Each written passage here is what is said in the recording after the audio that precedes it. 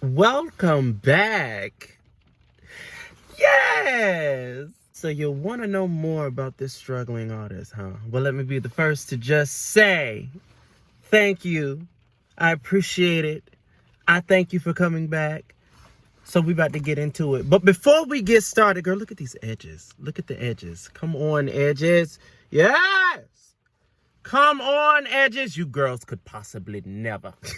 Let's get into the tea. You got some coordination. Slave trick, are you getting eliminated? When he fuck me good, I take his ass to real lobster. Growth and comfortability do not mix. As a struggling artist, I have learned very quickly that in order for me to get where I want to go, in order to do what I want to do, bitch, I'm going to have to get a little comfortable. There are going to be some circumstances in my life where I'm going to have to bite the bullet. There are going to be some situations when I want to talk back, but a bitch is trying it, but I got to be professional because there's some other people in this room that I can't get rowdy with. There are going to be situations in my life where I'm stuck in a predicament that it will challenge my gangster, and it has. My God, darling, has it. But me wanting to get where I need to go in order to become an artist, in order to do what I love, you got to put up with the bullshit. You got to be able to say, you know what? I will not allow this to conquer me. I will not allow this. I will not feed into this. I'm going to go ahead and endure it so that way I can do what I want to do. Comfortability will stop you from doing everything that you're supposed to do. When you are comfortable, you don't want to do shit. I know when I'm comfortable, I don't want to do shit. Like, I don't feel like doing anything. I'm comfortable. Why would I want to do anything? I'm comfortable. In comfort, that's what run, niece. Run, niece. Get in the house, girl. With your umbrella. Y'all, it's raining. Anyway, but in comfort, there also lies your possible downfall. When you are comfortable, you don't want to challenge yourself. When you are comfortable with a situation, a job, an expectation, a relationship, a family thing, whatever you're doing, when you're comfortable with it, you don't want it to change. It is normal to you. It is just something that you don't have to figure out anymore because you've already figured it out. When you're comfortable, you do not move because it feels good. But in this industry, in this music field, in this entertainment, in this theater, in these dancing, in this modeling, darling, it's not going to always feel good. There are going to be times when you think to yourself that this is not all that it has cracked up to be. But in there lies your power of true stuff, darling. In those situations is where we weed out the weak from the strong. You have to understand this is something you have to be willing to give your all for. It is all or nothing in this situation. There is no plan B. There is nothing else that I want to do. There is no question about it. I'm doing this henceforth and forevermore. I'm chasing after it, and whatever happens, happens. I'm going to endure it, and that's what I'm going to do.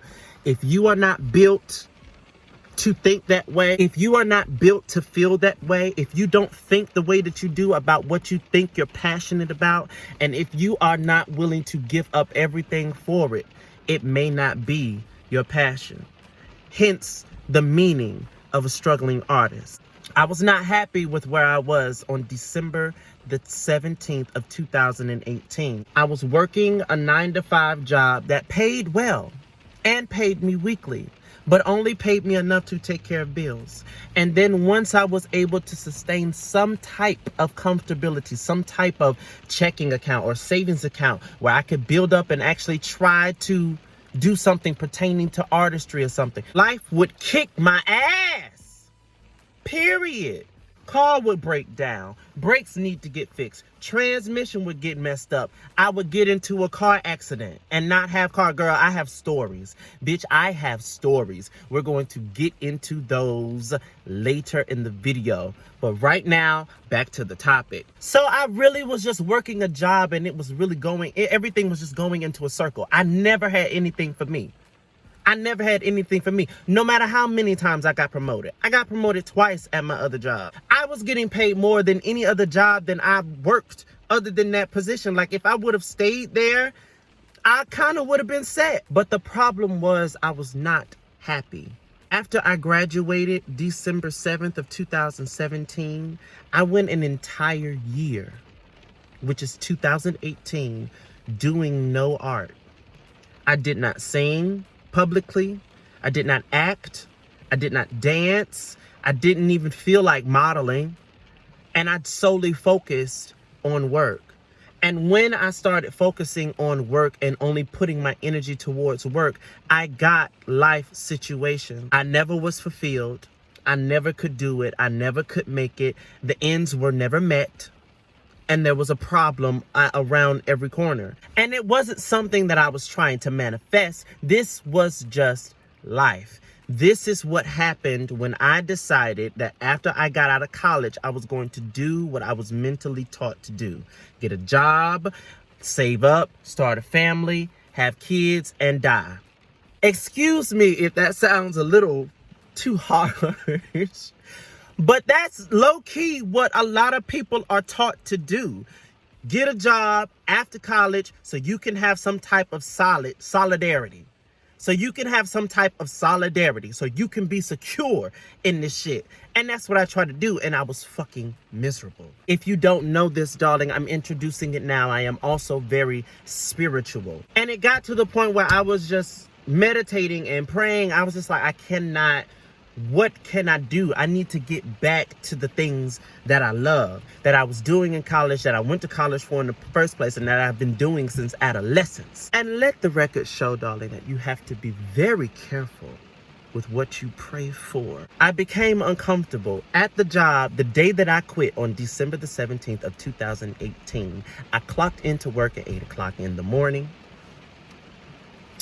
Got on the phone, about 40 minutes went by. And it was also the same day that I was to find out on whether or not I was going to transition from part-time to full-time to get promoted. My job as the customer service representative was basically to get on the line and answer calls to customers who were having problems with their loan on their profile for their outdoor products, whether it be a lawnmower, jet ski, tractor, trailer, hardware products, like hardware outdoor things that you would use to do construction or something with. That's what I did, girl. The bitch was legit, okay? Had absolutely nothing to do with my major, but she was absolutely legit, darling, making a good $15, $16 an hour budget. So I was comfortable, I was cool. And I was getting paid weekly, so I was just like, okay, I'm not tripping. I'm cool. I was called into the office by management, who was great. I never really had a problem with the people inside of the job at all, because the motto that I had was, you come to work, bitch, you clock in, you do your job, and you leave. I'm not here to make friends. Period!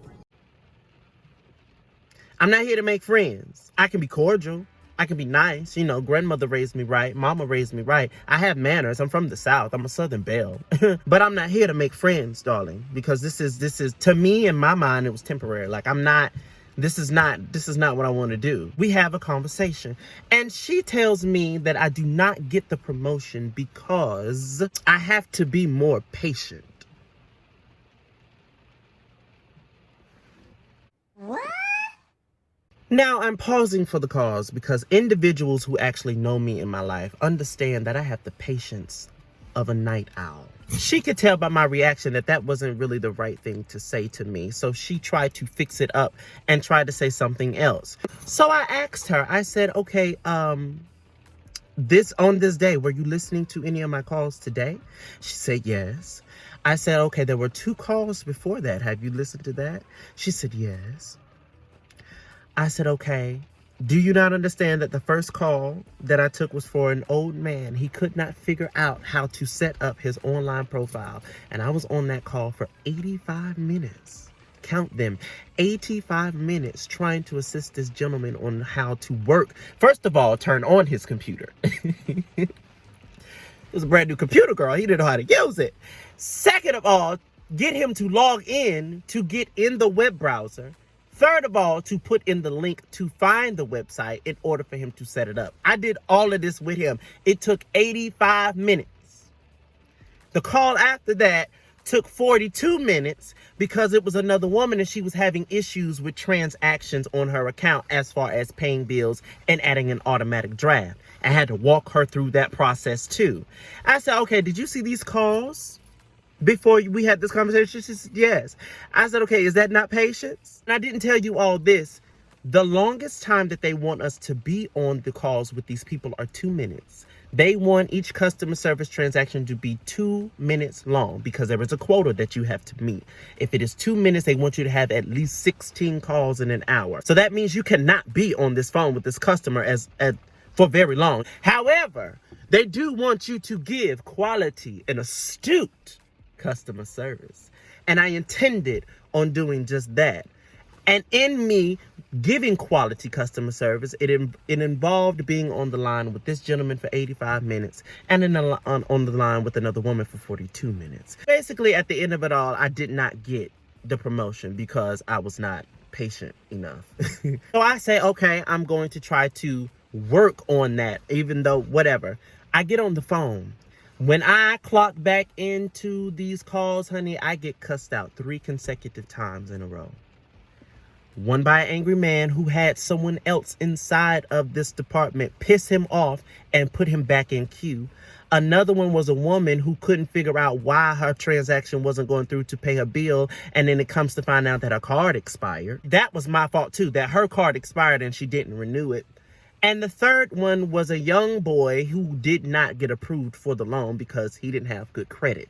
So because working on my patience, I stayed on the phone with these people between 12 to 15 minutes each, and they called me everything but a child of God, dragged my name through the proverbial gutter. When I tell you, you would have thought I owed these motherfuckers some money.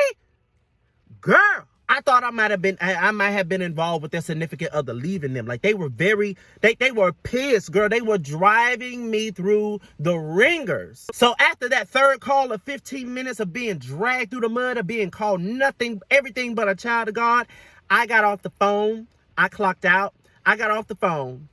I logged out of the phone. I went outside and I sat in my car. I got off the phone and sat in my car for 30 minutes. 30 minutes straight. You're not supposed to clock out, okay? You're not supposed to log off the phone because then that interrupts your productivity. But at that time, I didn't give a fuck, okay? So I'm sitting in the car. God, I can't do this. I ain't gonna be able to do this. Did you see what the motherfucker, did you hear what the motherfucker said? Did you hear what the motherfucker said to me? And I'm trying to help them get through it and they gonna come at, boy. I do have that type of relationship with Jesus where I can curse. I can curse and I can get it all out. You got a problem with it? Fight me, ho. Hand in my head, silence, because I am literally waiting for an answer. I hear a voice in my head, just like clear as day, as if someone was sitting in the car with me. And the voice said, "Do what you have to do. I got you."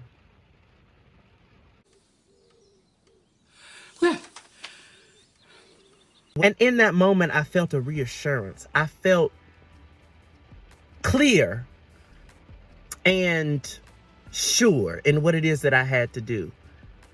I got out that car 30 minutes later and I quit. Ever since that moment, I told myself that I will not work another 9-to-5 job again, and I will give my entire being and heart to my artistry. I'm sick of sacrificing my time, my energy, my patience, my blood, my sweat, my tears, and most importantly, my sanity for a company or a group of people that would replace me in a heartbeat and would not remember my last name. December the 18th, I realized that I just quit my job. January, I lose my apartment. I am scared out of my wits. But I repeat, I do not go back. I do not look for another job. I do not feel disheartened. Scared, absolutely. Because I did not think I was going to quit my job that day, but it happened. Absolutely scared out of my mind. And as a reassurance to myself, I received a song in my heart that really got me through everything. You know my name. You know my name. You know my name. You know my name, and oh, how you walk with me, and oh, how you talk with me, and oh, how you tell me that I am your own. You know my name. Tasha Cobb's You Know My Name. That song would just reverberate through me, and it gave me hope. Music has always healed this broken heart of mine, this wounded heart of mine, this scared heart of mine. And I did not give up. So within that time, I did not look for a job. Within that time, I worked on me. Anything about me. I don't know what I want. I don't know my likes, my dislikes, my hardships, all this other stuff. I don't know anything. I was uncomfortable. And in the process of me getting myself together, I became stronger spiritually. And I had ample amount of faith and all that other stuff, which, by the way, if you want to get into that tea, because that is amazing. The spirituality part, sis, let me tell you something. Y'all want to get into that, let me know, because that girl, we gonna get into all that in this video, but if y'all really want to get into that, bitch, let me know, because I am here for all of it. Anyway, moving on. The almighty God that looks up high and sits down low, that's what's been working for me. And thus getting to know that more, I start to get to know me more. I start to learn everything about me. I start to evolve. I start to change. I start to realize that I love to read. I really love singing. I have passion for dance. I can get into this modeling thing. You know what? I'd rather just not watch TV. I'd really rather just walk and think and process and feel and live in the moment and not expect anything from anybody and just be me. And me actually figuring out who I am and becoming more spiritually inclined, work came to me. I did not go to it. February, I found out that I was going to be in a show. We rehearsed for that show. In April, we actually did the show. And then after the Follow Me show, I booked 3 other gigs after that, and I started to do shows. I was learning how to dance. I started modeling. I was singing more. I was doing all of the things that I wanted to do. Work just came to me because I started doing what I was supposed to do. And here it is now in October. I have not had a sustainable 9-to-5 job, but all my bills have been paid. So this is to all the individuals out there that want to be in artistry. This is something that I needed to do. And I'm not saying that this is a roadmap or like something that you should do. But all I'm saying is you should never sacrifice your happiness. You should never feel like you're not at peace. Yes, there are going to be times when you have to put up with some stuff. You're going to have to get your emotions out of the way, girl. You just going to have to get your emotions out of the way, girl. Suck it up and do what you got to do. But if it comes down to a point where you're not happy, every time you clock into that job and you don't feel happy, you don't feel good, you're not at peace, you don't do anything like that, it's not healthy. You don't have to do it. I don't. I refuse to work a 9-to-5 job because, bitch, I could not do it. I can't do it. I have too much. I'm a queen, girl. I can't. I'm a whole queen, girl. I cannot sit behind a cubicle. I've tried it, and I gave it a year, and I could not do it. I gave 7 years to the corporate America with my own life, working, getting promoted, trying to do all this stuff, and I don't live for it. I don't like it at all. December was the time when I decided I'm not doing it anymore. And I focused on what it is that I love doing. I focused on what it was that I believed in. I focused on the vision that was given to me. And in doing that, I'm reaping the benefits of it. Has it all been peaches and cream? Absolutely not. But all I can do is just tell you what I believed and what has happened up to this point. And what has happened is I know I don't have a 9-to-5 consistent job. But here it is, October 2019, and I'm still eating. I have a place to stay. It may not be mine, but it's a place nonetheless. I'm working. I'm doing what I love doing. and all my bills are getting paid. Somehow, I don't put my worry and my stress on me. I don't worry about stuff like that. It was because I didn't worry about stuff like that that I am where I am today. It's not where I want to be, but it's better than where I was. And I thank God, girl, that I do not look like what I've been through. Girl, do I have some story. We gonna get into her. My nigga J. Cole said it best. There is beauty in the struggle. You find who you are in the dark. Crazy, right? I know. But you find who you are in the dark, because when you're down there in the dark and you are planted, you have ample time to think and be with yourself. I'm going to continue to do what I love doing. I'm going to continue to do my music. I'm going to continue to do my shows. I'm going to continue to do the things that bring me joy, because out of doing that, everything else is added. I focus on the great God, the great Messiah with my spirituality. I keep my spirituality first. I stay prayed up as much as I possibly can. And bitch, I focus on me. And I do what I have to do. And I don't care. I have a type of confidence now. I don't worry about nobody else and how nobody feels and what nobody thinks. Because I'm doing this on my own, and here it is. I'm still here. Like, I'm still doing it.